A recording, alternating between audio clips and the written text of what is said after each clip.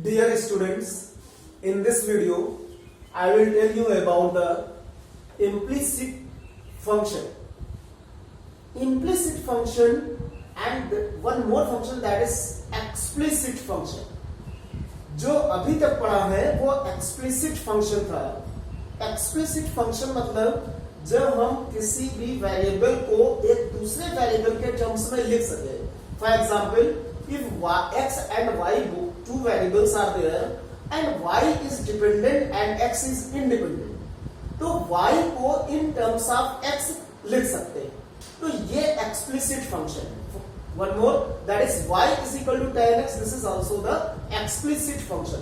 Means the y you can write in terms of the x. There is no y in the right hand side.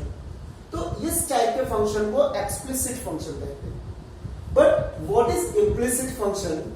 Implicit function means when you cannot write the y in terms of x. मतलब इसमें अगर तुम y को in terms of x लिखना चाहते हो या x in terms of y तो नहीं लिख पाएंगे. तो जिसके कारण ये प्रॉब्लम होती है कि हम कैसे वैल्यूज को सॉल्व करें, जैसे फंक्शन को कैसे सॉल्व करें इक्वेशन को. There one x square plus y square is equal to 25. तो इसमें अगर हम y की वैल्यू निकालें तो y की वैल्यू आएगी is equal to y is equal to plus minus under root 25 minus x square. तो there are the two values of x वो y plus sign and minus sign.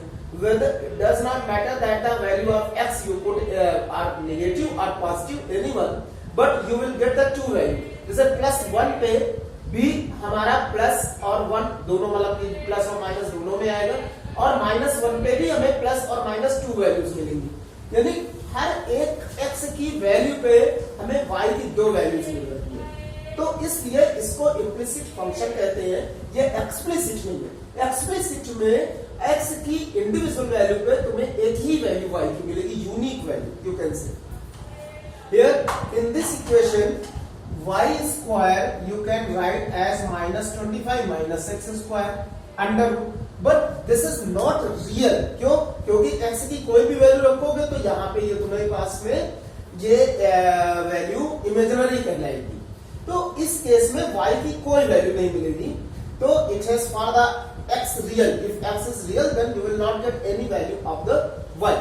But these two and this one are the implicit function. मतलब तुम किसी भी x की value पे y के एक से अधिक फंक्शन मिलेगा या तो नहीं मिलेगा.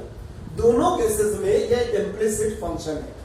अब how to differentiate the implicit function in the question, how to differentiate. For example, find dy by dx if y is equal to x square plus xy plus y square is equal to 100. ये दिया गया.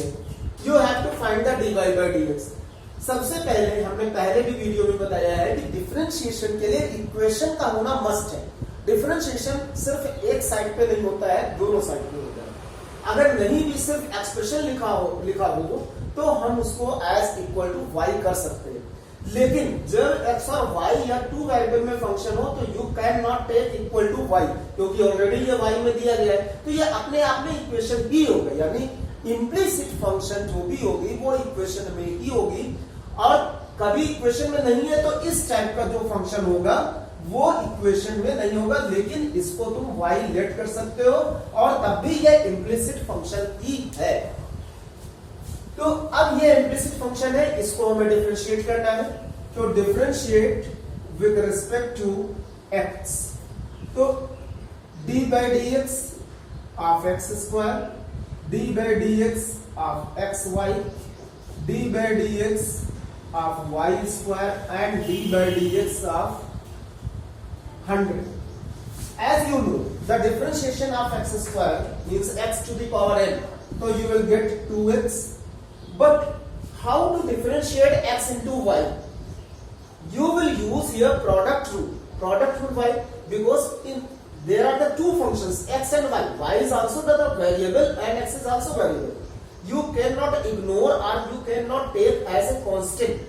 y को हम constant नहीं ले सकते। y एक function है, एक वैल्यू है, डिपेंडेंट वेरिएबल है, तो इसको हमें एक फंक्शन के रूप में लेना है और ये डिफरेंशिएट होगा। It means we have to, तो बताया था कि यदि एक से अधिक फंक्शन होते हैं मल्टीपल में, यानी two functions, you will use the product rule. ये प्रोडक्ट रूल यूज होगा। तो पहले एक कोई फंक्शन x यानी differentiation of the other function dy by d plus x, then differentiation plus y, and then differentiation of the second function, that is x, and plus this is the product rule in this case. Now in this case y square you will not take as a constant. This is the function just I told.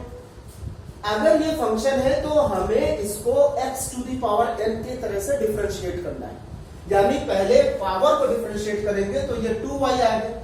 लेकिन ज्यादातर students क्या करते हैं कि इसके बाद कुछ और नहीं लिखते। क्यों? क्योंकि यहाँ पे तो जब 2x आए हैं तो इसके बाद नहीं लिखते, उसमें भी नहीं लिखेंगे। लेकिन नहीं, यहाँ पहले पावर का डिफरेंशिएशन हुआ है 2x, फिर उसके बाद x का डिफरेंशिएशन हुआ है, जबकि dx अपॉन dx तो वो कट जाता है, 1 आ जाता है, इसीलिए नहीं लिखा जाता है। Because same if you differentiate with respect to the same variable, then no need to write again this bracket, this x. But here y and x both are different, तो पहले पावर का डिफरेंशिएट करें और फिर y का differentiation तो into dy by dx, and then as you know the differentiation of constant, that is 100, is 0. अब यहां पर तुम्हारे सामने देख रहे हो कि इसको और सिंप्लीफाई किया जा सकता है, plus x dy by dx plus y, क्योंकि ये और ये 1 हो जाएगा, plus 2y dy by dx is equal to 0. Here 2 times the dy by dx, दो जगह पे तुम्हें dy by dx मिल रहा है और सिर्फ dy by dx निकालना है, तो अभी आंसर कंप्लीट नहीं हो। क्यों? क्योंकि dy by dx को हम कॉमन भी ले सकते हैं। तो पहले कॉमन ले लिया, जहां पे x बचे यहाँ, और प्लस 2y, और the other terms which are not related with the dy by dx, जो कि dy by dx नहीं है, उसको उधर ले लो। तो minus 2x and minus y, then dy by dx is equal to minus, you can take common, plus y upon x plus 2y. This is the differentiation of the implicit function, that is dy by dx. One more thing in the implicit function, may be you will not get the answer in terms of y, but in a maximum question you will get the answer in terms of y also. Second example of the implicit function is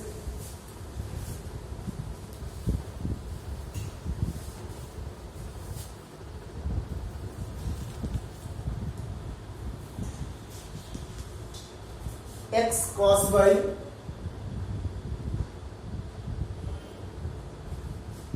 plus x cube is equal to tan inverse y. Find dy by dx.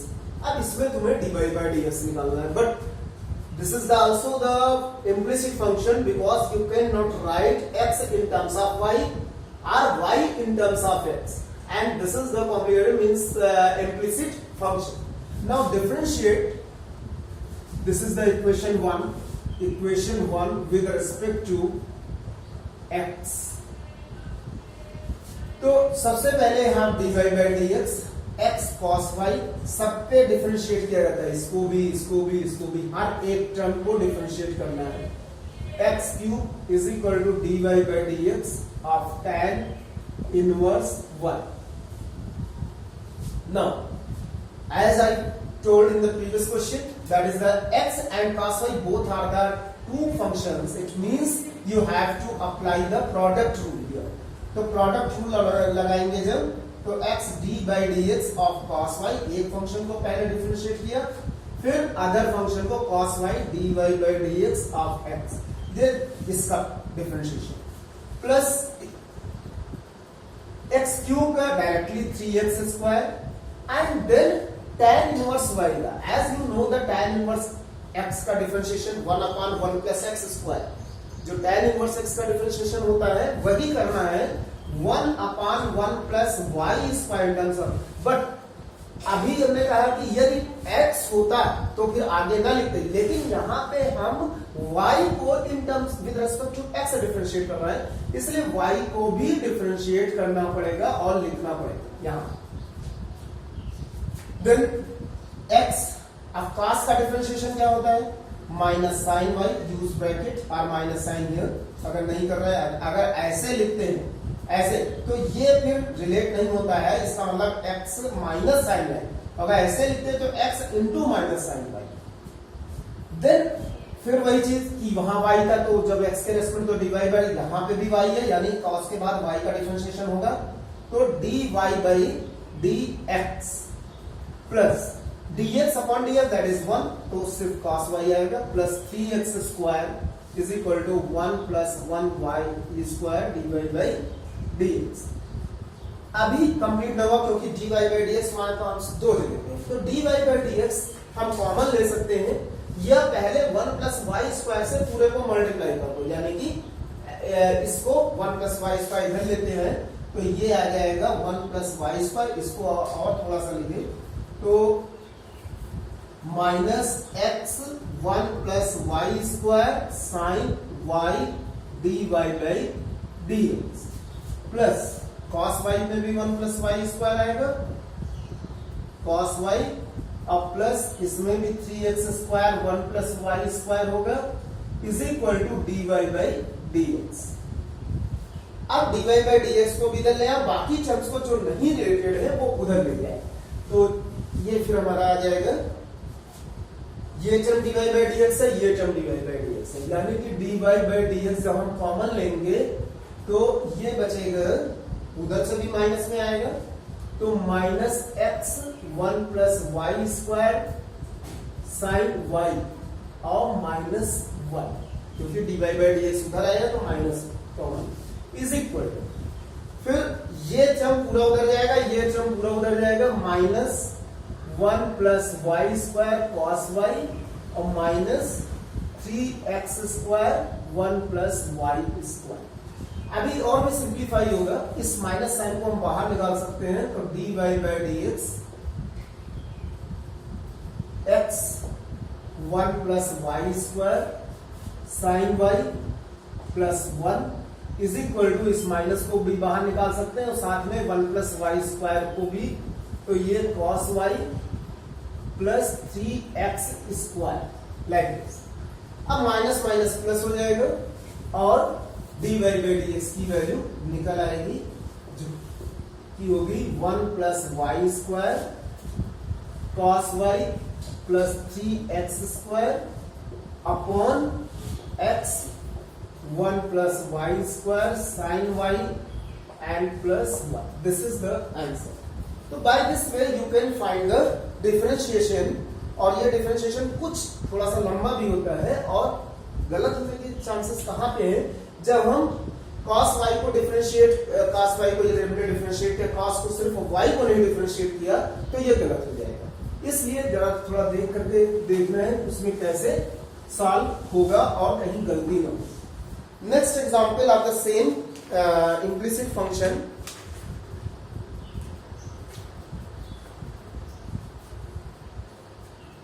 If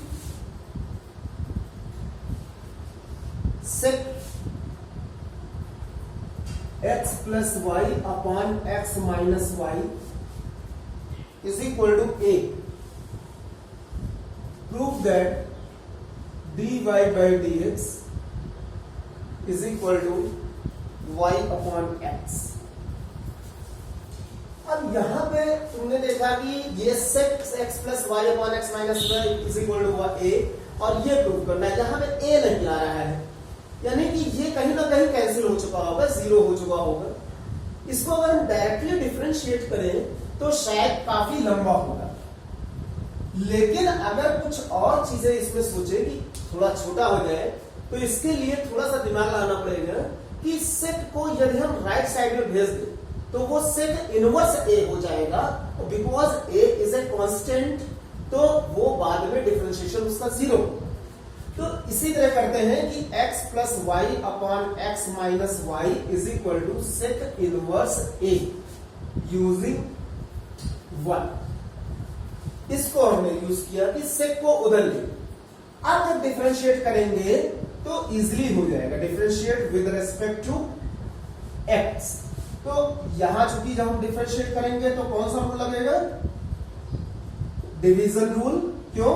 क्योंकि ये दो function division में is equal to d by D x sec inverse a. कभी कभी students मतलब बच्चे लोग इस ए को वेरिएबल समझ लेते हैं और सेक को भी इनवर्स को डिफरेंशिएट कर देंगे, जो कि गलत हो जाएगा।